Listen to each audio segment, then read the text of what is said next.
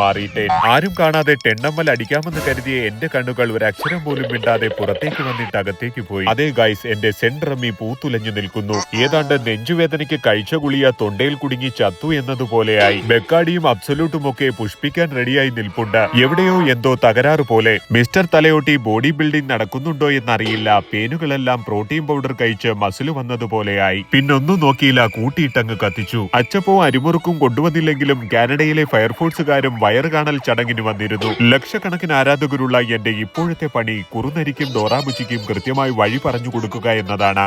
എന്റെ നയൻതാരയുടെ ജീവന് വേണ്ടി എന്റെ ജീവൻ കുട്ടിക്കായി നൽകാമെന്ന് പലവട്ടം പറഞ്ഞിട്ടും റൊട്ടി തിന്ന പട്ടിയെ പോലെ നിൽക്കുന്നതല്ലാതെ കുട്ടിയൊന്നും മിണ്ടുന്നില്ല ഗൈസ്. എന്റെ അമ്മയെ നയൻതാര എന്തിനേറെ പറയുന്നു, കൊച്ചും വിട്ടില്ല, തന്നു ഒരെണ്ണം മൂക്കാമണ്ടയ്ക്ക്. ചവിട്ടെന്ന് പറഞ്ഞ എന്റെ ദൈവമേ, ഒരു മനുഷ്യനെ ഇങ്ങനെ എടുത്തിട്ട് ചവിട്ടാവോ? ഇവിടുന്ന് ചവിട്ട് കൊണ്ട് എന്റെ ചെറുക്കം വീണതങ്ങ് ഗീതയുടെ പറമ്പിലോ. അങ്ങനെ തുണിയുടുക്കാത്ത സത്യങ്ങളുടെ ലോകത്ത് നിന്നും സ്നഗ്ഗികളുടെ ലോകത്തിലേക്ക് ഞാൻ പോവുകയാണ് ഗൈസ്, പോവുകയാണ്.